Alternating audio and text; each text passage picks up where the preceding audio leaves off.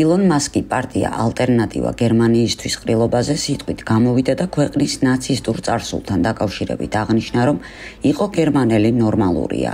მან ხაზი გაუსვა იმას, რომ შვილებმა არ უნდა აგონ პასუხი მშობლების და მით უფრო ბებიების და ბაბუების სოდვების გამო. ფიქრობ, გერმანიის საუკეთესო იმედი ხართ. ძალიან მნიშვნელოვანია, რომ ადამიანები ამაყობდნენ გერმანიით და გერმანელობით. ეს ნორმალურია ამაყობდე იმით, რომ გერმანელი ხარ. მნიშვნელოვანი პრინციპია და კარგია, როდესაც ამაყობ გერმანული კულტურით, გერმანული ფასეულობებით და არ კარგავ მათ რაღაც მულტიკულტურალიზმში, რომელიც ყველაფერს ერთმანეთში აზავებს. ფიქრობ, ჩვენი სურვილია, რომ სოფლიოში არსებობდნენ უნიკალური კულტურები. შვილებს არ უნდა ადანაშაულებდნენ მშობლების და მით უფრო ბებიების და ბაბუების სოდვებში. ფიქრობ, მოახლოვებული არჩევნები გერმანიაში ძალიან მნიშვნელოვანია. ამ არჩევნებმა შესაძლოა გადაწყვიტოს მთელი ევროპის ან მთელი მსოფლიოს ბედიც კი. ამიტომ საჭიროა მეგობრებთან და ოჯახის წევრებთან ლაპარაკი და მათი დარწმუნება, რომ იფიქრონ ალტერნატივა გერმანიისთვის. ხმის მიცემაზე და ამას ჯაჭვური რეაქცია მოჰყვება. დაარწმუნებთ ერთ მეგობარს, დაარწმუნებთ მეორესაც და შემდეგ იტყვით: მეგობრებო, კიდევ იგივე გინდათ მომდევნო 10 წლის განმავლობაში თუ გინდათ ცვლილებები. გერმანიაში ადამიანებს უნდათ ცვლილებები, ხოლო თუ თქვენ გინდათ ცვლილებები, ხმა უნდა მისცეთ ალტერნატივას გერმანიისთვის. ევროკავშირი ამერიკას უკრაინაში ჯარების გაგზავნისკენ მოუწოდებს. წინააღმდეგ შემთხვევაში ისინი იძულებული იქნებიან ჯარები თავად გაგზავნონ. ეს კი ნატოში განხეთქილების შექმნის და ტრანსატლანტიკური თანამშრომლობის დასრულებას ნიშნავს. ამის შესახებ Bloomberg წერს. გამოცემის ცნობით, ევროპელებს მშვენივრად ესმის, რომ დონალდ ტრამპისთვის უკრაინის ომი ევროპული საკითხია.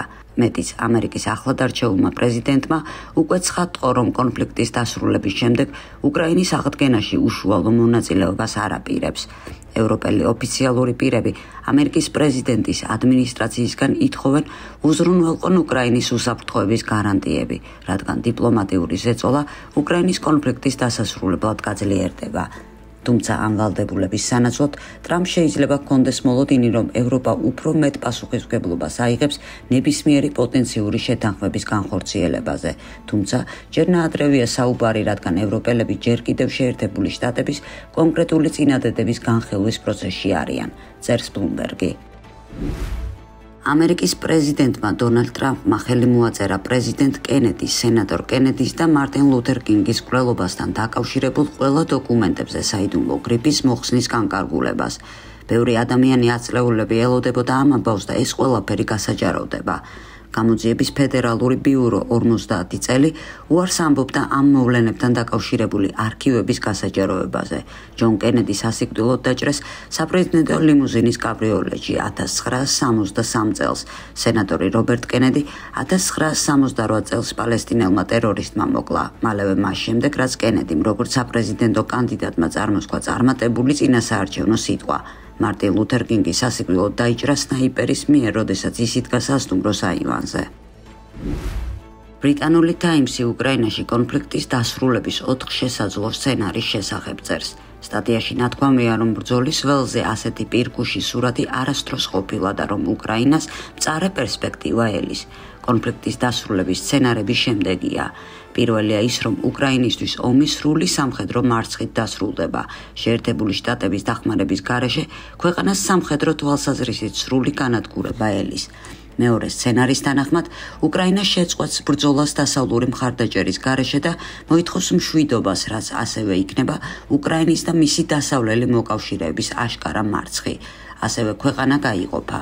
მესამე ვარიანტი გულისხმობს ცეცხლის შეწყვეტას ყოველგვარი გლობალური ცვლილებების გარეშე. ამასთანავე აღნიშნავენ, რომ ასეთ სცენარს შესაძლოა მოყვეს კონფლიქტის საბოლოო სამშვიდობო დარეგულირება და სამომავლოდ დასავლეთის მხრიდან გაცემული უსაფრთხოების გარანტიები. მეოთხე სცენარში განიხილება სიტუაცია, რომელშიც უკრაინა შეიძლება რუსეთთან მოლაპარაკების დაწყებას ძალის პოზიციიდან ამერიკის დახმარებით. თუმცა გამოცემა დასცენს, რომ ასეთ შემთხვევაშიც კი ქვეყანა ვერ დაიბრუნებს 1991 წლის საზღვრებს. გერმანულმა გამოცემად აკეშაუმ გამოაქვეყნა სტატია ილონ მასკის მემარჯვენე და არაეკოლოგიური შეხედულებების შესახებ.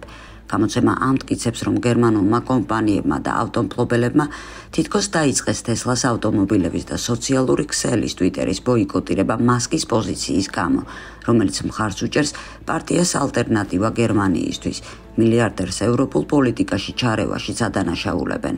გერმანულმა ენერგომომწოდებელმა ბადენოვამ გაათავისუფლა თავისი ავტოპარკი Tesla-ს 11 ავტომობილისგან და გააუქმა თავისი გვერდი სოციალურ ქსელ Twitter-ზე. კომპანიის პრესსამსახურმა ეს იმით ახსნა, რომ მასკი ასუსტებს გერმანიის ეკონომიკას და არღვევს პოლიტიკაზე გავლენის მოხდენის დასაშვებს საზღვრებს. ამ ტენდენციას სხვა საწარმოებიც მხარს უჭერენ. კომპანია Rossmannმა უარი თქვა ავტომობილების შეძენაზე და თავის გადაწყვეტილება იმით დაასაბუთა, რომ მასკი მხარს უჭერს დონალდ ტრამპის, რომელმაც კლიმატის ცვლილებას არაერთხელ უწოდა სიცრუე.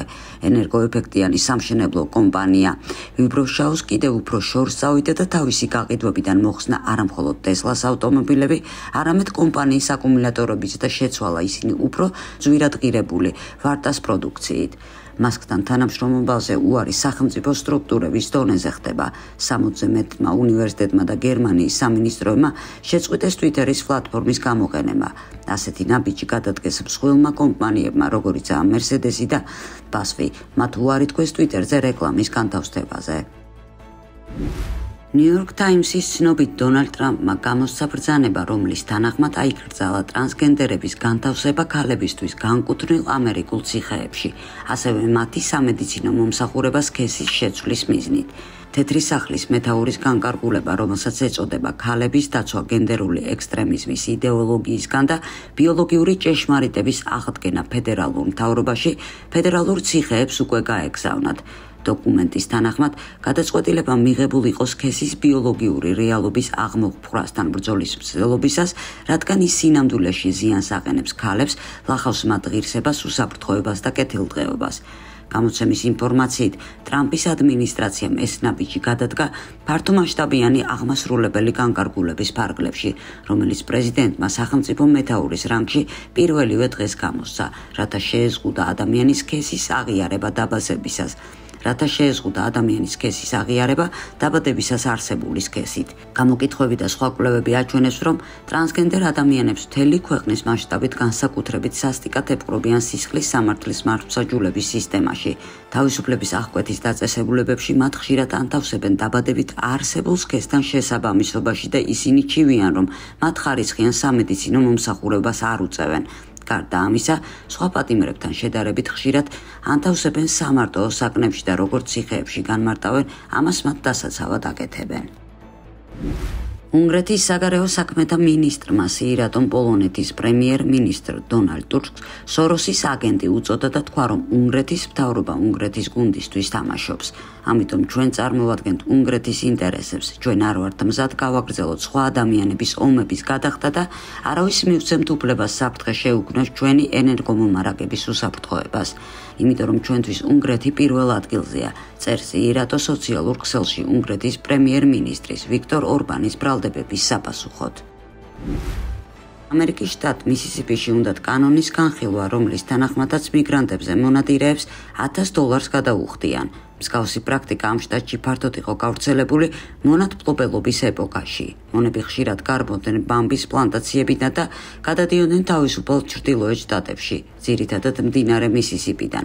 შტატში პოპულარული იყო მონებზე მონადირეთა პროფესია, რომლებიც გაქცეულებს იჭერდნენ და აბრუნებდნენ. სლოვაკეთში მასობრივი საპროტესტო აქციები მიმდინარეობს რობერტ ფიცოს მთავრობის წინააღმდეგ. აქციებს უკვე ადარებენ უკრაინის მაიდანს. ბრატისლავას მთავარ მოედანზე დაახლოებით 60,000 დემონსტრანტი შეიკრიბა, კიდევ 15,000 კოჩეთში. პრემიერ-მინისტრმა ფიცომ განაცხადა, რომ ქვეყანაში უცხოური ძალები მოქმედებენ, რომლებმაც მანამდე მაიდნების ორგანიზება მოაწყეს საქართველოსა და უკრაინაში.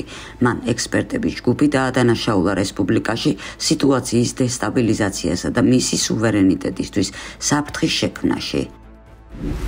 NBC News-ის ცნობით ხუთშაბათს ამერიკის საჰაერო ძალების ორმა სატრანსპორტო თვითმფრინავმა არალეგალები გვატემალაში ჩაიყვანა, თუმცა მექსიკაში დაგეგმილი ფრენა არ შედგა. სხვა ქვეყნებში დეპორტაცია შესაძლებელია მხოლოდ მისი მთავრობის თანხმობით. მექსიკის ხელისუფლებამ კი თანხმობა არ გასცა, ნათქვამია ტელეკომპანიის მომზადებულ რეპორტაჟში.